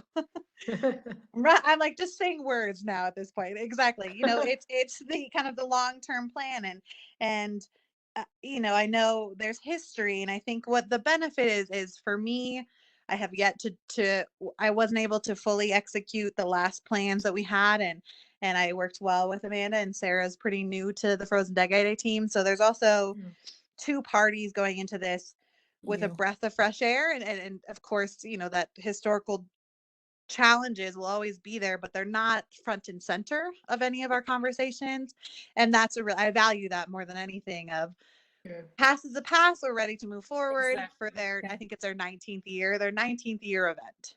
Yeah, I think that's the point, is to keep learning from things that didn't work and to keep working towards things that work better for everyone. Yeah, so I feel great. You know, when I get the application, of course, I will share it with Prozac. You know, so much of that will be handled administratively, but happy to keep you in the loop. And then when I sign this permit letter, I will send a copy out to everyone with Prozac included. So you're continuing to stay informed of all the steps as we move forward. Okay. Fantastic. Thank you, Miranda. Yay. And so that week, a couple of days after we met with the Frozen Dead Guy Day representatives, Eric and I met also with the Ned Ice Rink and Skate Park representatives. So I was hoping just to give you guys a little update about that. So yeah, that night I happened to be going down with the flu too. So I was not my best self that night. I tried to listen, but I got really sick the next day. So I was hoping Eric and Miranda could give us an update on that. I think I can give you And an work out update the then. differences between them. Thank you. Although, Eric, I don't want to take over, but I feel like not only can I give you an update, I can give you some supplemental information. But so, Eric, do you want me to do it? I'm gonna take his silence as a yes. We met with the Ned Rink Ned tennis team, and I think both parties. It's almost like a frozen day situation where maybe there's been some past hurt, some past situations, but they both came to the table with site designs, slightly different, but kind of had a common theme of finding a separate space for tennis, incorporating pickleball into the rink. I think the needs and the impact of changing over is less by doing so. And so I think their heads were all in the right place. It was just more a matter of like, do you build new or do you renovate the buildings that are already there? Ultimately, it seemed like mountain tennis and pickleball were open to pursuing Ned Rink's proposal, again, of moving aside two of the tennis courts and reconfiguring and redeveloping the rink and the supporting buildings. And so obviously that costs money and be looking for different grant opportunities. But what really spurred from that conversation is, can town take these facilities back on and keep them under town staff and have a team who work for town, who maintain it, secure the volunteers, and incorporate it into our recreation department of sorts. And I think what we landed on was not without a parks manager, because we just don't have the personnel to do that. And so I brought a parks manager before the Board of Trustees at the work session for the 2022 budget on Tuesday, and there was quite a bit of support. And we do feel that if the position can't be fully funded by rink tennis pickleball revenue, which they have pretty significant revenue, that would at least make a huge dent and cover a portion of the cost of the person. And so I am going to keep moving forward with presenting a parks manager as a part of the 2022 budget. And then if that gets approved, we can start the process of town taking over that facility. And then, town would have that as an asset, and potentially a pump track in the future would become a town asset, and lots of different ways to really develop a parks, trails, recreation personnel. So I'm hopeful we can kind of keep moving forward with that, but that's really where we're at. And Ned Rink and tennis are a bit on hold until we know if that parks position can be realized in 2022. Okay, so it would be funded by Ned Rink and Tennis Group and town? Right. Yep. Kind of a combination of all three, but it would be like a new revenue stream for town that could use to be not probably cover the position in its entirety, but offset some of that salary. So it's not town just absorbing a new position without, just under even like our general fund. It allows town to absorb this position and have the revenue to support it. Well, it sounds like from various meetings, groups, at this point in time, moving forward, there is a lot of support for a Parks and Recreation Department with the staff, whereas, its time has come, and I think many people realize that. Right. Yeah. Eric, you on mute? Are you talking?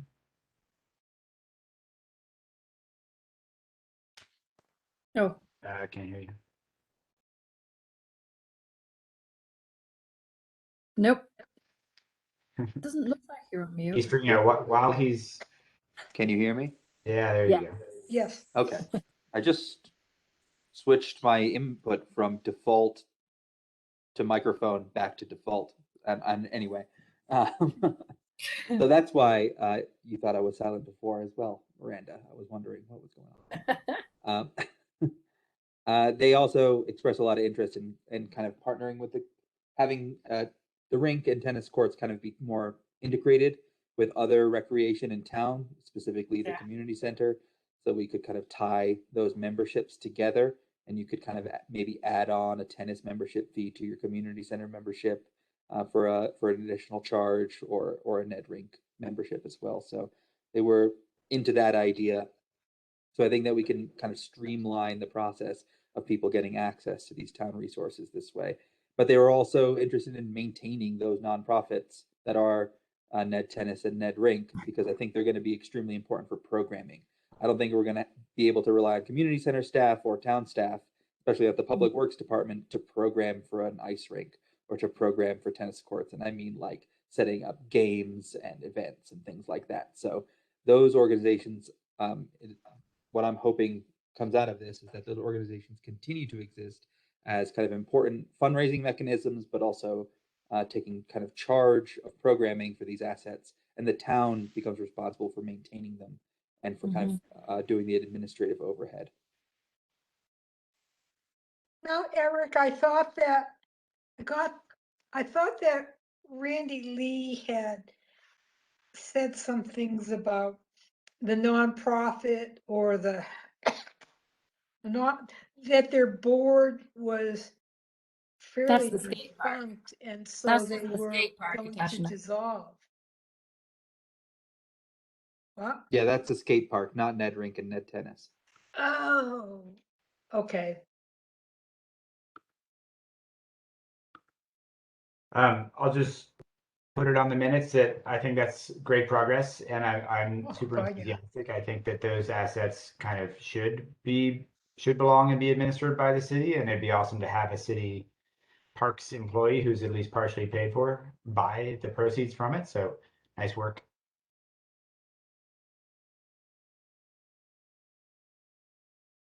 Thanks, Brian. Yeah, that it does make Yes. sense, doesn't it? I mean, it makes sense that the town kind of is involved in the maintenance and administration, and yet Yeah. it's kind of still backed by the nonprofits and the And I volunteers. bet Nikki would love to keep that Zamboni running with her public works crew. Yeah, lots of thoughts about kind of the structures of the buildings. Yeah.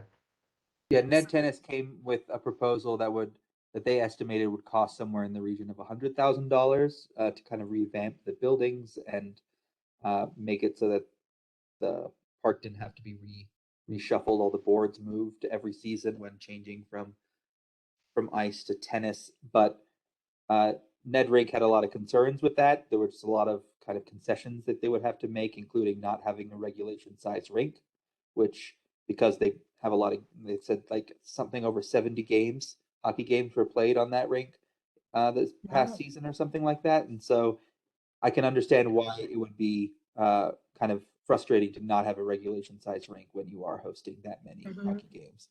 And perhaps you would stop hosting those hockey games if you didn't have the right size. So I understand not wanting to do that. Ned Rink came with a $500,000 proposal. And so obviously there's a huge disparity there, but Ned Rink's proposal was kind of a comprehensive solution to the issues that the tennis courts and the ice rink kind of have with each other from season to season, and would solve pretty much all of them. So they're looking at grants, independent grants, and they're also looking at future GoCo grants. The next one would be 2022. The GoCo are still kind of updating their parameters and their scope for their next like round of funding. But this would probably fall into it. But of course, this would be the only grant that would be applied for. And then the Ned Tennis and Ned Rink, they did say that they had a grant writer, so they wouldn't be asking if they want to, you know, if we approved that grant to be the GoCo grant, they would have a grant writer to provide, so that we wouldn't have to do that. Cool. Well, it sounds like they've negotiated their rocky relationship turned it around. Yeah, they seemed to be doing pretty good, I think. Honestly, I think that town stepping up really contributes to that. I think that Yeah. the feeling that they're supported and that they're not kind of left on their own to bicker with each other, but rather the whole town is there behind them to make things happen. It makes a huge difference and just really smooths over relationships pretty quickly. So I think there's a lesson to be learned there. Yeah. Yeah, I think they really appreciate kind of Prozac just being involved and listening to them. Mm-hmm.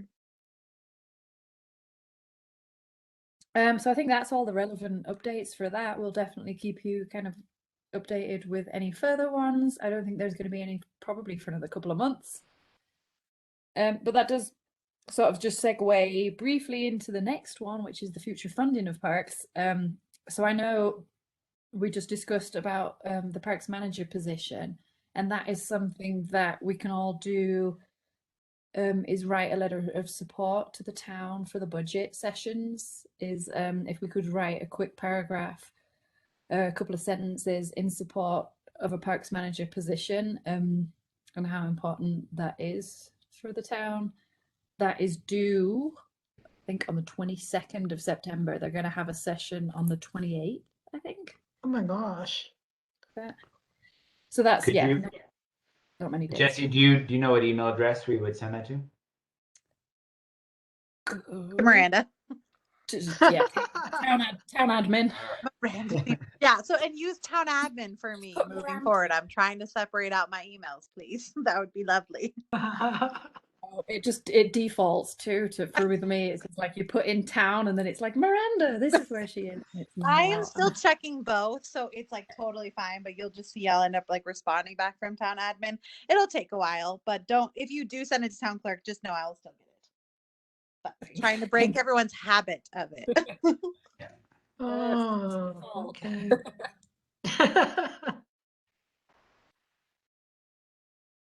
Okay. Just, so yeah, just for clarity, would it be a town parks employee or a town parks and rec employee, or I think we're just calling it parks manager for now. Okay. While Eric did allude, eventually we'd like to potentially look at involving community center under that. That of course is its own budget, its own department. So for now it's a parks department. Okay. Okay. Because recreation kind of implies that community center would be a part of that. And so I think that's an add-on title for a later time. Okay. And that would also being called Parks and Rec, involving adding the community center to that would have an impact on Dawn's position. So we need to really consider that. I think the main thing is that we have no dedicated parks manager or parks employee even. Like Nikki is awesome and she is the lead of parks, but she also does a million other things. She's not just doing parks. So what we need is someone dedicated, just a dedicated staff member to focus on parks, which is so needed. It's so important for our town right now. Like we are at capacity. I have some concerns. That brings up a lot of concerns for me in regards to public works, because we don't have. Show us your cat. This is one of them. This is my buddy Geo. He's very demanding of affection. Because we don't have a parks department, it seems like, and of course, every group is going to interface with public works anyhow. But I feel like public works, at some point, we're going to have to start putting some boundaries around responsibilities. When we do get a parks manager, we have a parks department, because right now it seems like everything is weighted on public works, and I imagine they don't really have their staff is spread very thin, and I think a month or two ago, something came up. It might have been in regards to the ball field, and I felt that the Public Works was making some decisions that might have been contradictory with ProSab's take on how things should be. So I Miranda, think, can I ask Yeah. if you recommended a reporting structure for this position yet to the BOT? I wasn't No, there in that meeting. I did not, but that was so I was really just like brief, like, are you interested? And so when I gained interest, the plan was to come back with a lot more information, including how it would fit into the org structure, the pay, the kind of a sample job description, which I did already provide, and the funding, the town funding structure. And so, I think I definitely agree, Nikki, that Nikki, sorry, Tasha, that Nikki and team are really tapped out. I think there was some conversation that maybe this person does report to me for the time being because it is its own department. And if it is its own department, it's considered a department head, and I oversee all department heads. Right. So I think there's some opportunities to look at this a little differently than just saying it's an extension of Public Works. Okay, good. Right, but at the same time, a department of one has its challenges as well. Yeah. And so I Well, think so I think the maintenance technician would probably go as well, the recycling and maintenance technician. So while it's still a team of two, it's kind of like the visitor center. That's a team of four, and that's really only because of temps. Or like Cynthia is a team of one. It's not uncommon to have departments that are teams of one at the moment. Also, SAB, they have a director now, right? No, they have a sustainability coordinator. That's grant funded though. Oh. so. I think that there's still, in my mind, there are still two ways to go with this. That the one way being, there's a parks, some kind of like parks, maybe even like parks coordinator type position, who is hired in Public Works, and the department, we hold off on the Parks Department until we have kind of more robust employee structure for that, or we go right to a Parks Department and have that person report directly to Miranda rather than to Chris, and then eventually to Miranda. So So like you just jump in and have a department. yeah, I mean, right now I'm not convinced either way that one way is better than the other, but I do think we need to look at what is the best kind of long-term plan and strategy, because I think it's got to become a department eventually anyway. Sure, but I just want to make sure this is the right time. Yeah, should it start with a coordinator? Yeah, that's interesting. Okay. So what do we need to do? Like what would be helpful? I mean, other than writing a letter in support of a parks manager, because we obviously need the staff support. Is there any research we could be doing? No, I mean, I already reached out to clerks listservs, and I have, I only shared a few, but I have quite a few job descriptions. And so again, the job description I present is not going to be like, this is it, it'll be just, here's an idea to give the board a bit of an understanding of what they could be. Again, if then giving kind of my second round of approval, I'll be looking to Prozac to help draft the components of a true job description. Right now, it's just so preliminary that your letters of support, whether it's as a board or as individuals, would be really helpful. Okay, great. Yeah, then we can start thinking about reporting structures. And I just need to finish selling it, where the board's like, yes, invest money in this. And it's up against a few other positions. The board is also, of the ones who are there, is really interested in a grants manager, just because we are having so many situations lately where we get, we find out about a grant, we're rushing to push it through, and that causes concern for the community. And so having a grants manager to always kind of be on the lookout, to know what our projects and desires are, and finding grants to match to those, it's another position that holds kind of just as much weight for the board members who are there as the parks manager does. So is this going to be is this going to be I don't know how to say this, but it's like competitive. So it's either a grant writer for everybody or it's a parks manager. Which one holds more value? Is So that I'm the positions being I'm put actually in? not trying to pit them against each other. So I went into the meeting with 4 positions: the grant manager, Wow. parks manager, co-responder, which is a mental health professional to work with the PD, and a sustainability coordinator. The feeling was the sustainability coordinator can continue to be grant funded, so we'll pursue that. There are lots of funding streams that could cover a co-responder. So we'll be looking alternatively for that, and that we'd be pursuing 2 positions to add in. So it's not either or. I'd love if it was Okay. both. They're all so Yeah. good. I know they're all great. It's like fund them all, but we just don't have money. I think grants manager, though, the truth is those people, if you integrated program management costs into a grant, that position really could start to kind of fund itself through the acquisition of grants.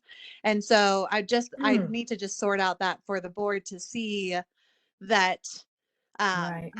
both the parks and grants manager, whether or not they're fully funded, at least there are revenue streams or opportunities for their position to be partially funded, 50% or maybe even more, by the different areas in which they support. Yeah. Many, many years ago, and there's probably no records to be found, but many, many years ago, town hired a grants writer. His name was Jim Phoenix. He was real crazy. We were good friends. And his wife was the receptionist at town hall. And Jim, I think the way Jim, spelled Jhym, the way Jim's position was funded at the time, I believe was partially, but I believe it was by the grants that he did bring in a percentage of what he brought in. Yeah, I mean, that's, right now it's like I asked, some grant writers we've worked with, like, when being kind of a contractor, that's a gamble. You're never going to be like, yes, let me write your grant for free and hope you pay me. But having someone who takes a salary here, then it makes it easier for them to apply for the grant and put that funding in, because even if we don't get it, it's not like they then didn't get compensated for their time. Yeah, well, maybe it can be a combination of both, a percentage of what he brings in as well as, a salary. Yeah, I mean, obviously town always has kind of bonus structures, but I think what we need is, there's no guarantee we could bring in enough grants, but I keep using this term and I believe it. It's like town apply for grants as a side gig. It's not our focus. We've got so many other things going on that it's like in the 25th hour, we're like, and there's a grant, it's not working. And we rush them too fast. And so the public engagement is of course frustrating, and just being able to be more methodical about how we pursue grants, I think is a really great opportunity for town. I think that's it sounds like it would be, and I apologize because I dropped off. I was driving and my service dropped off. I'm back in. This is Sam Hovett. It sounds like a grants manager would be like the most sustainable route for everything else. Yeah. And then everything else could long-term take a longer-term approach and be really smart and not have to feel rushed, and everybody would probably be even better funded because of it, is what it sounds like. And so it seems like, while a parks manager would be amazing, if we have both, awesome, but if we had to pick one, probably the grants manager would be the more sustainable solution out of the gate, which would then give us a really great opportunity to bring on a parks manager that was excited to be here in terms of the compensation and stuff like that. Yeah, I do. I'm going to ask for everything, Sam. It's just my way of being, like, give it up to me, all of it. But I do agree. I think there's a grants manager holds a lot of weight. And it was tough of the 4 positions for the board members present to really pick. And so, we kind of narrowed it down in a way in which all 4 could happen, but maybe in different time structures. But it is parks and grants, and I'm running right now at the same time to see how the board feels.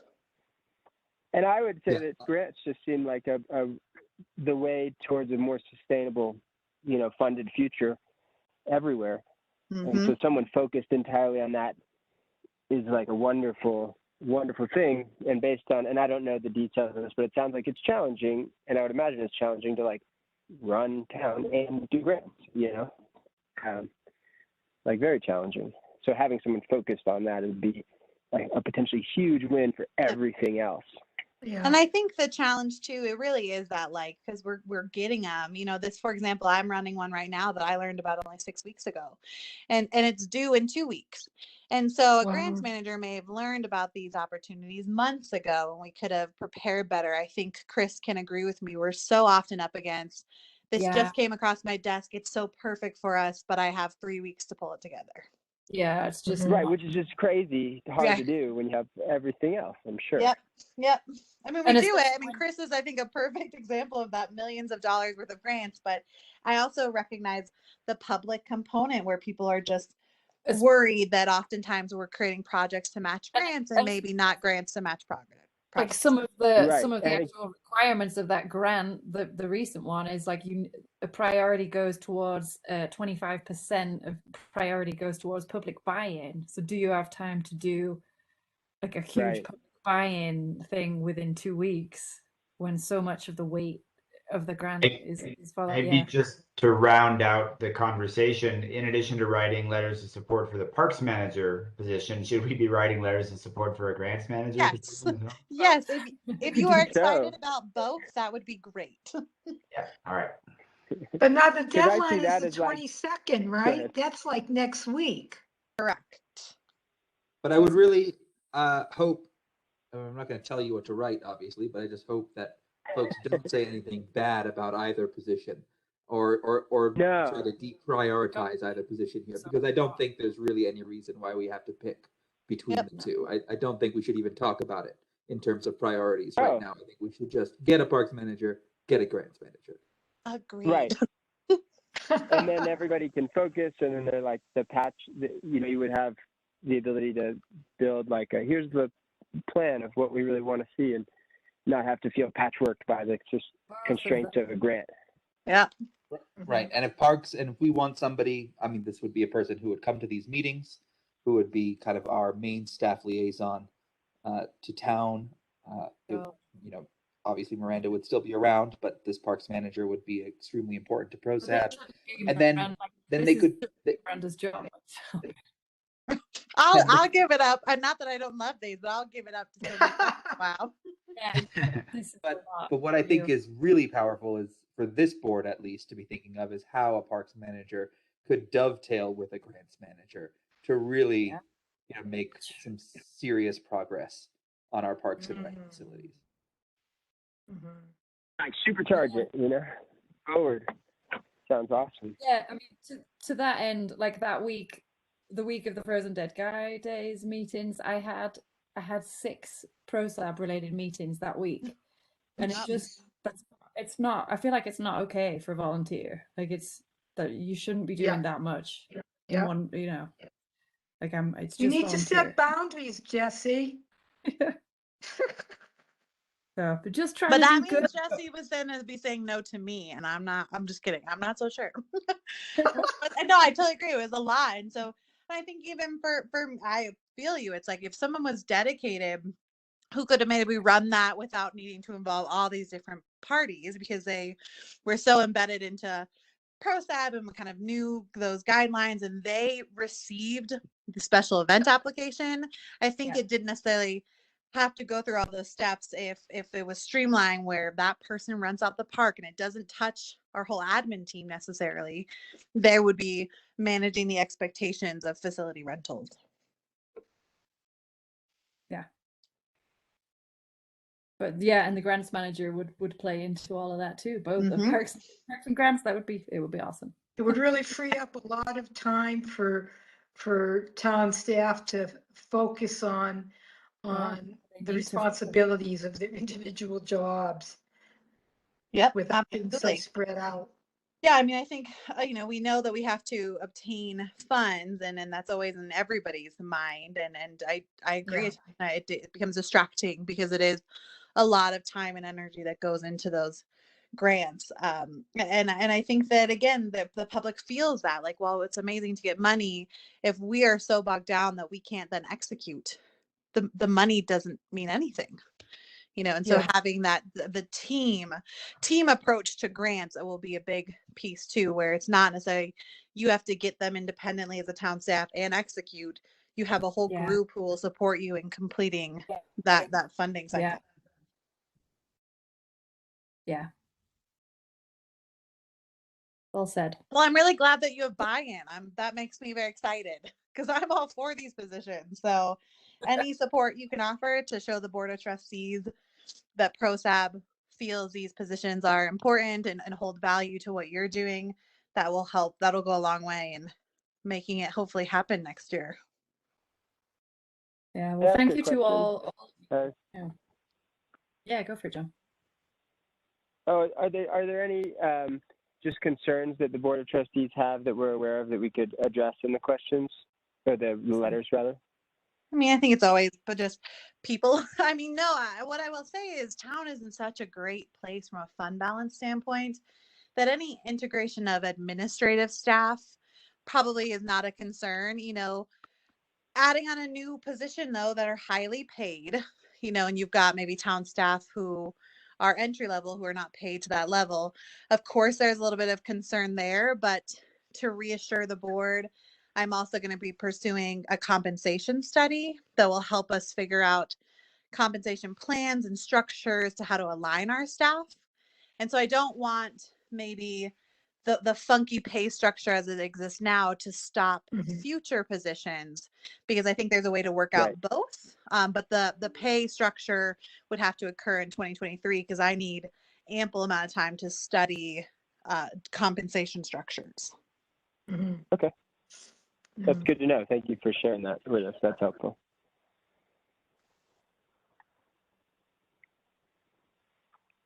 Okay, everyone, get writing. Anything else for the budget discussion right now? I mean, otherwise you just got your task is to really try and write that letter of support this weekend, or at least, before Wednesday.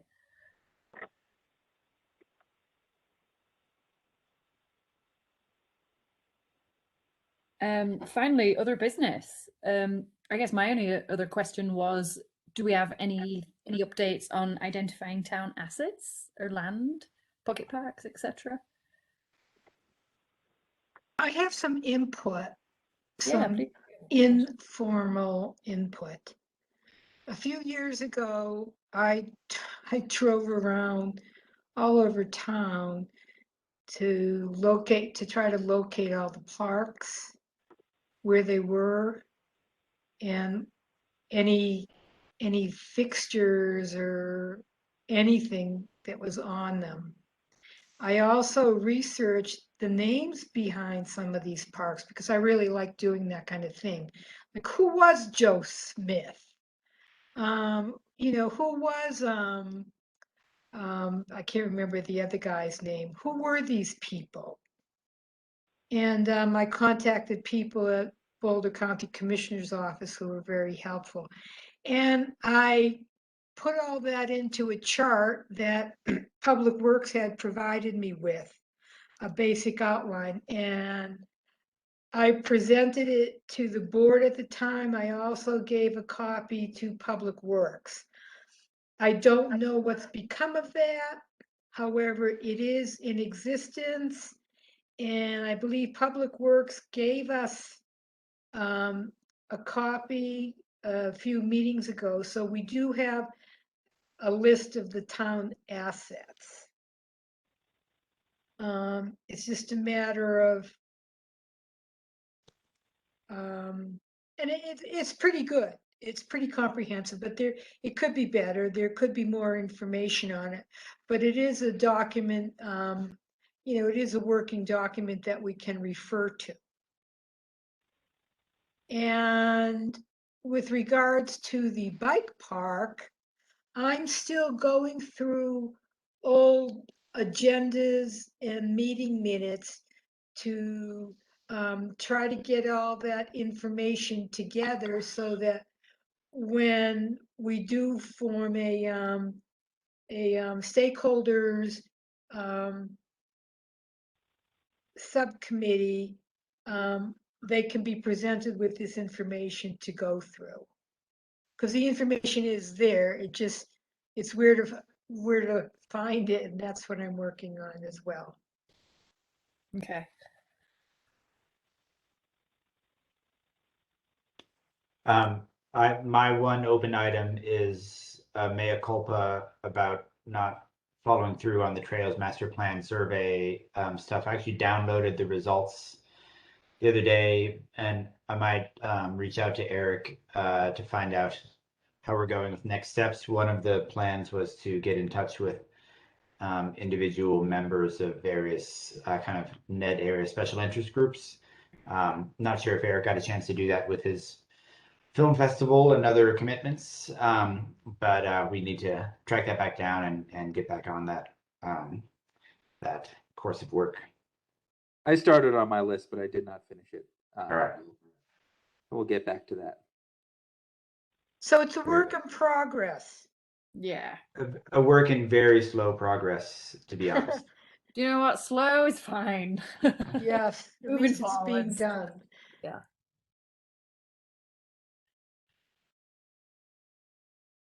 That is the way to go sometimes.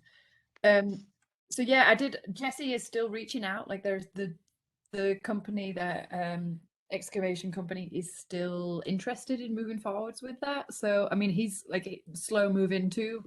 We're on mountain time here.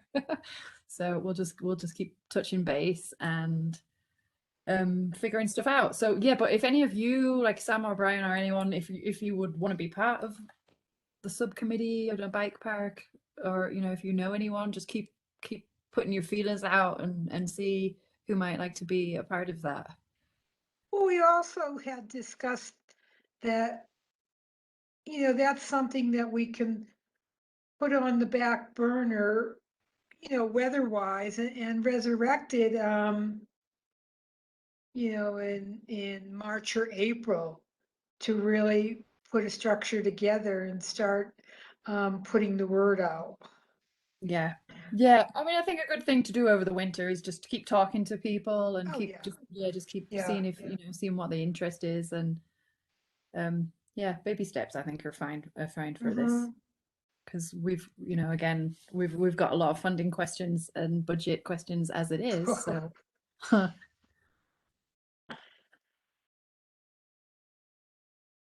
yeah, it's pretty cool though. I think we should have a board meeting that's just like this fantasy meeting. If we had all the money that we wanted and needed, what would a Parks and Rec department look like? Yeah, that would be fun. I think that's a great idea because it sets the bar of what's truly possible, and then we may just surprise ourselves and reach it. Yeah. Yeah, and kind of our own just keep touching base with our own envisioning statements, about what is important, and it's always a balance of responsible recreation and managing user impact, because our resources and the environment can't handle overuse with what we want recreationally too, for fun and play. So yeah, I think that's really pertinent to just keep going. That would be a fun thing to kind of involve some teenagers in too, like a dream. Oh yeah.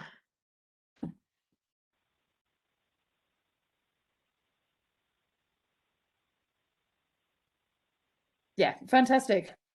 Does anyone else have any other business? Otherwise, we've cracked through our agenda. Nice. Okay. Thank you all for voting me in. I appreciate that, and I'm looking forward to being a part of it. Yay, thank you, Sam. Thank you so much. Since that started at the top of the meeting and I wasn't here, Sam, since there was only one applicant, the mayor would like to put it on consent agenda. So great thing is it's first thing on Tuesday. He'll probably still ask you to just give a quick little, this is who I am. But sure. No longer than like 7:05, we should be done. Oh, great. That's wonderful. Thank you for Very letting me know. exciting, though. You're a shoo-in, I'm pretty sure. Nothing consensus, it just gets approved. The So, competition was just right. outrageous. It was so crazy. So I'll send you the details. I'll send you a calendar invite and some more information on Friday night. But yeah, that's Okay. I think you've already sent me the invite. If I I maybe did. Yeah, no, you're right. I'll send you You're the all agenda set. packet It's on my though. calendar. Yeah, perfect. Okay, then we'll see you on Tuesday, and of course, anyone else who wants to come to the board meeting. Always fun. Woo. Wonderful. Cool. All right. On that note, I'll On catch that you next time around. 9:13 meeting adjourned. Thank you all. Bye now. Bye.